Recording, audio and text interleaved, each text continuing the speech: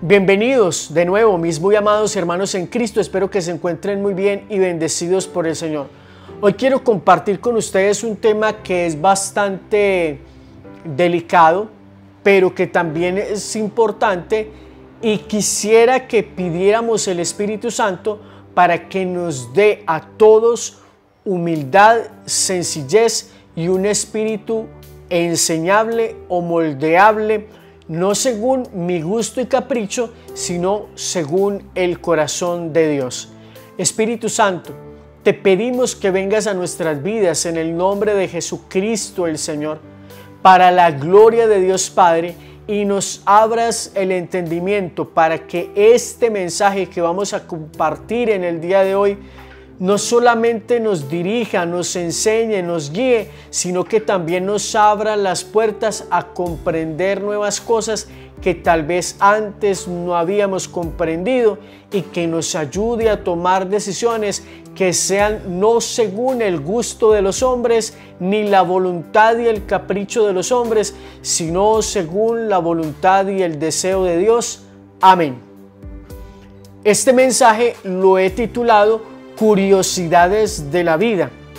Fíjense ustedes qué curioso esto, mis muy amados hermanos, y díganme si hay justicia en ello o no.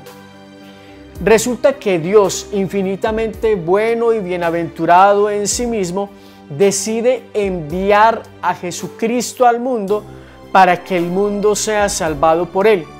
Jesús viene como Mesías, nos dice el Evangelio de Lucas en el capítulo 2, versículo 11, y elige posteriormente a unos discípulos. Lucas capítulo 6, versículos 12 al 16. Esto pues en virtud de que Él no va a estar todo el tiempo con nosotros en esta tierra. Él tiene que regresar al Padre y debe dejar a unas personas encargadas de enseñar lo que ellos a su vez han recibido de Él, y les comunica lo que su Padre le ha enviado a decir. Capítulo 12 del Evangelio de Juan, versículo 49. Aunque no les comunica todo lo que Él quisiera decirles, porque se da cuenta que son imperfectos, que no son capaces de asimilar todo, que tienen dificultades. Tan es así que en el mismo Evangelio de Juan, en el capítulo 6, versículo 66, nos dice que a partir de cierta enseñanza de Jesús, muchos decidieron no andar más con Él. Y pues aparte de eso, Jesús les va a decir a sus discípulos: ¿también ustedes se quieren ir?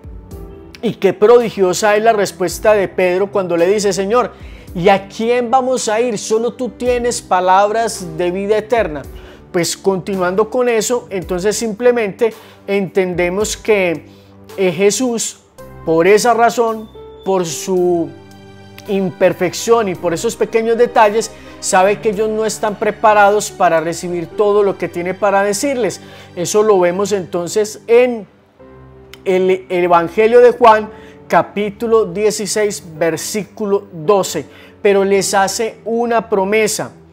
Dice que después de su partida, el Padre les va a enviar el Espíritu Santo para que les enseñe todo y les recuerde lo que Jesucristo les ha enseñado. Evangelio de Juan, capítulo 14, versículo 26. Por esta razón, mis amados hermanos, es que Jesucristo no se sienta a escribir, ni tampoco envía a sus discípulos a escribir, sino a evangelizar. Y además de eso, pues posteriormente les dice que ese Espíritu que Él les va a enviar los va a llevar a la verdad completa. Una prueba más que simplemente nos ayuda a entender que Jesús no les dijo todo lo que tenía para decirles, porque ellos no podían con eso, pero el Espíritu Santo se va a encargar de enseñarles todo, y no va a hablar absolutamente nada de sí mismo, sino de lo que ha visto del Padre y del Hijo, y nos lo va a enseñar de manera correcta. Juan capítulo 16, versículo 3. Luego, antes de irse, les encarga ir por todo el mundo para predicar a todos los hombres el Evangelio, para que les enseñen a ellos a guardar todo lo que Jesús les mandó. Y ya hemos visto anteriormente que todo lo que Jesús les mandó simplemente está entre lo que el Espíritu Santo posteriormente les va a enseñar. Es decir, al momento en el que Jesús se va de este mundo, no les ha dicho todo lo que les tiene que decir, y por eso ya hemos dicho que el Espíritu Santo los va a guiar a la verdad completa, siempre en el Evangelio de Juan, capítulo 16, versículo 13. Entonces, cuando Jesús les dice, ustedes van a ir por todo el mundo y le van a enseñar a la gente todo lo que yo les he enseñado, sencillamente pues está incluyendo lo que el Espíritu Santo les va a revelar, y dice, enséñenles a guardar todo lo que yo les he mandado. Evangelio según San Mateo, capítulo 28, versículos 19 y 20.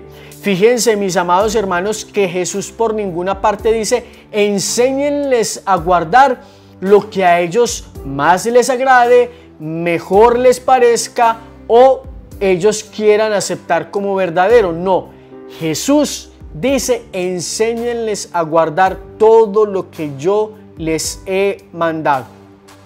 Entonces, efectivamente, los discípulos se van a predicar y todo marcha muy bien por algún tiempo, hasta que por diversas razones surgen algunas controversias que ellos tienen que aclararle a la gente. Hechos de los Apóstoles, capítulo 15, versículo 12. En otras ocasiones, por cuestiones de distancia, premura o por otras razones, les obliga a algunos de ellos a tener que escribir sobre algunos temas esenciales o para aclarar algunas cosas. Fíjense que incluso en la época de Jesús hay personas que no tienen buenas intenciones o personas que están mezclando ciertos elementos filosóficos con la enseñanza de Jesús, de alguna manera generando confusiones en la gente, y los discípulos tienen que ir a aclarar eso. Entonces ahí nos habla también de que por mezclar diversas filosofías o por otras causas. Efesios 4:1. Efesios 4:1.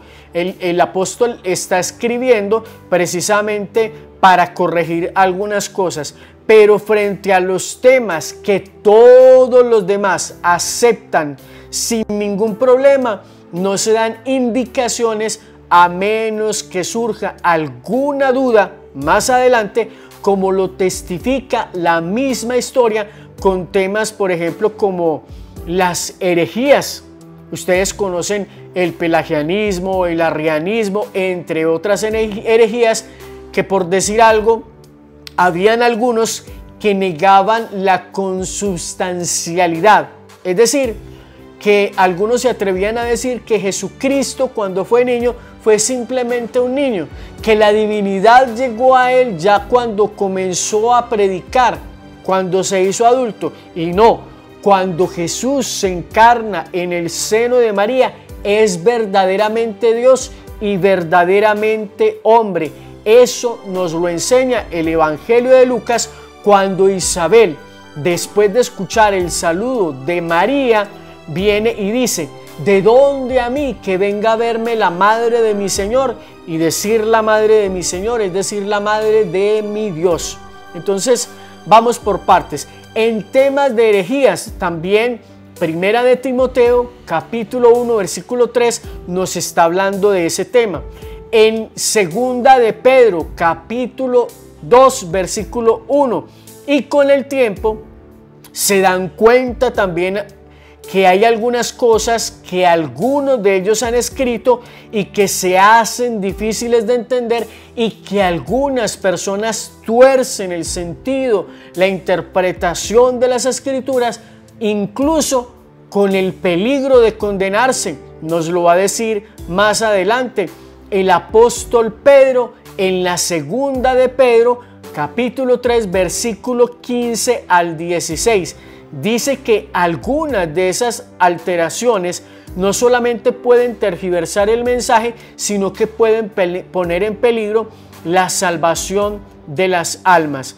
Entonces es necesario comenzar a poner por escrito algunas cosas.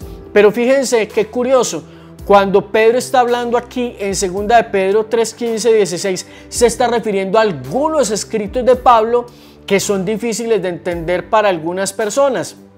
Entonces, algunos de ellos ven la necesidad de poner por escrito algunas de las enseñanzas de Jesús, pero ellos no tienen idea, quienes están escribiendo en el comienzo, que esos escritos, que algunos de esos escritos, porque no todos, Pablo escribió más cartas, Pedro también seguramente escribió otras cosas, algunas de esas cosas que ellos escribieron, ellos no tenían ni la menor idea que más adelante se iban a convertir en parte de un Nuevo Testamento, es decir, hubo una recopilación de libros posteriores a Jesús que serían considerados como palabra de Dios.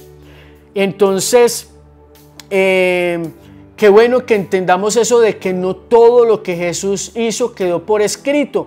Es lo que nos dice el evangelista Juan en el capítulo 21, verso 25 de su evangelio. Y qué bueno que nosotros podamos entender y aceptar eso con humildad.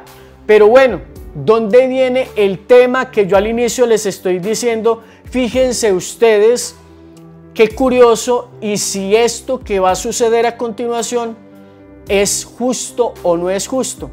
Y me refiero a esto: con el tiempo, cuando ya los discípulos fueron dejando este mundo y dejando a otros discípulos a su vez, porque el mismo apóstol Pablo le dice a Timoteo que esté cuidadoso y que se encargue de enseñar lo que de él ha recibido a otros, que sean capaces de instruir a otros, que sean capaces de instruir a otros en las correctas palabras de nuestro Señor Jesucristo. Entonces, con el tiempo ya van muriendo los apóstoles, que son sucedidos por quienes son conocidos como padres apostólicos, quienes son sucedidos después por los padres de la iglesia, y estos a su vez por otros, hasta tener la estructura que tenemos en la Iglesia Católica hasta el día de hoy. Y como les venía diciendo, mis muy amados hermanos, quienes estaban escribiendo en ese momento no tenían idea de que algunos de estos escritos posteriormente iban a formar parte de un nuevo canon. Es decir, que no se definió como escritura, revelación o palabra de Dios el Nuevo Testamento hasta el siglo III, casi a punto de comenzar el siglo IV. Y muy posteriormente después, muchas personas van a considerar estos libros como revelación de Dios, como palabra de Dios, y ellos van a aceptar en su corazón a Cristo como Salvador y van a decir: yo amo a Jesús, pero no amo a la iglesia. Entonces, ¿cómo pueden ellos aceptar estos libros como revelación de Dios, como palabra de Dios, y rechazar o desconocer la autoría de estos libros por parte de la Iglesia Católica? Entonces, qué bueno que nosotros reflexionemos esto, mis amados hermanos, porque entonces no estaríamos actuando ni con justicia ni con verdad.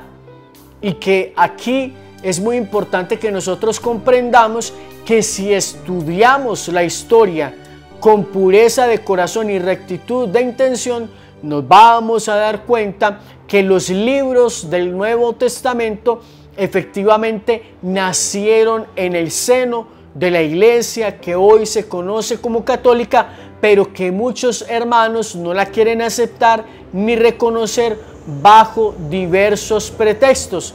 Algunos dicen que es que la iglesia se prostituyó y Jesús la abandonó. Y quienes piensan de esta manera están de alguna manera insinuando que Jesús es un mentiroso.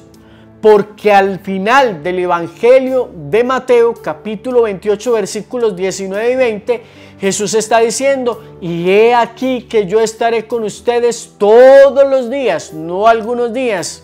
Dice, yo estaré con ustedes todos los días hasta el fin del mundo. Por ninguna parte escuchamos a Jesucristo decir, yo voy a estar con ustedes mientras me sean fieles, mientras se porten bien, porque entonces Jesús de alguna manera estaría dejando desprotegida la iglesia naciente, aquellos que Él ha llamado a formar parte de su cuerpo místico, y les estaría dejando a la deriva sin protección.